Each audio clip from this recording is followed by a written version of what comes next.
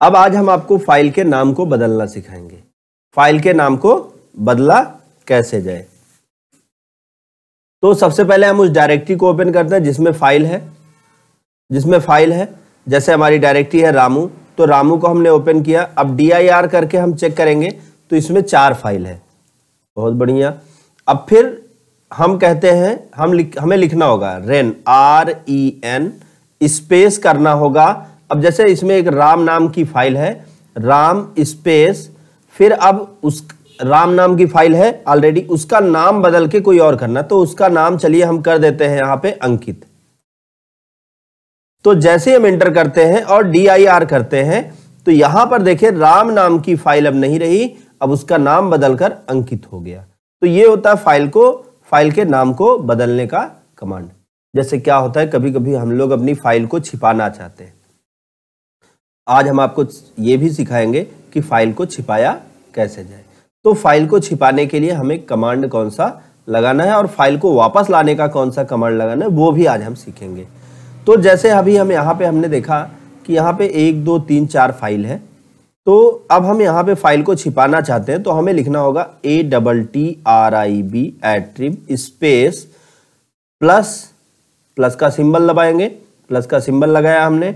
अब H space, अगर एक फाइल को छिपाना है तो आप उस फाइल का नाम लिख दीजिए। आप सारी की सारी फाइल को छिपाना चाहते हैं तो ** लिख दीजिए। अब जैसे ही आप ये लिख के इंटर करेंगे तो आपके सामने ऐसा कोई मैसेज नहीं आया कि फाइल छिप गई या कुछ भी। अब आप यहाँ dir करके देखेंगे तो यहाँ पे आपको 0 फाइल्स बताएगा।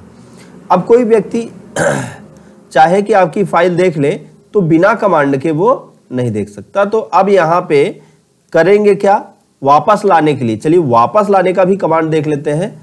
तो आपको क्या करना है, attrib ATTRIB attrib space -h, जो हमने +h लगाया था अब हमें लगाना -h स्पेस। अब हमें यहां पे फाइल का नाम देना है या ** लगाना है और इंटर करना है। अब dir करके देखते हैं क्या फाइल आ गई। तो देखिए 4 की चारों फाइल्स इस वक्त वापस आ चुकी हैं जो हमने छिपाई थी।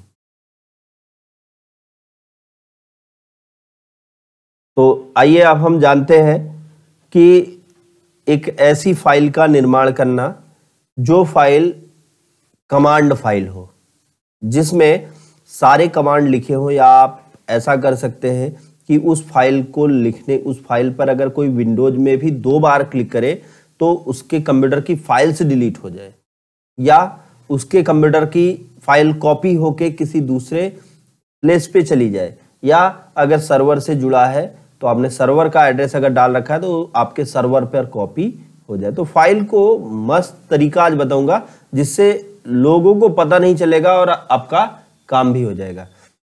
आइए हम देखते हैं बैच फाइल कैसे बनाई जाती है।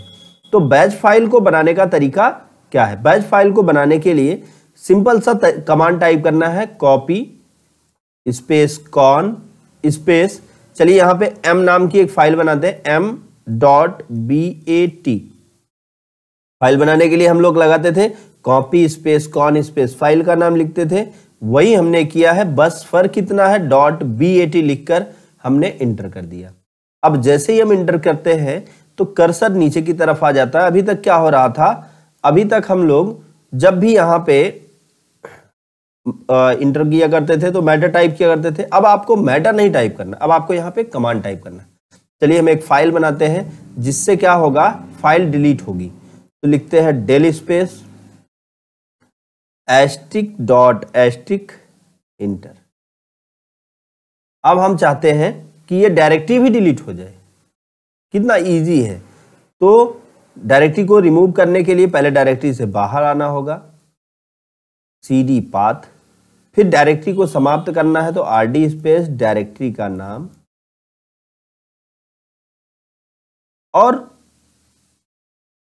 अब Ctrl+Z की को प्रेस करेंगे और इंटर कर देंगे। इतना हो गया, कितना आसान है। अब हमने देखा यहां पे, अब चलिए dir करके देखते हैं।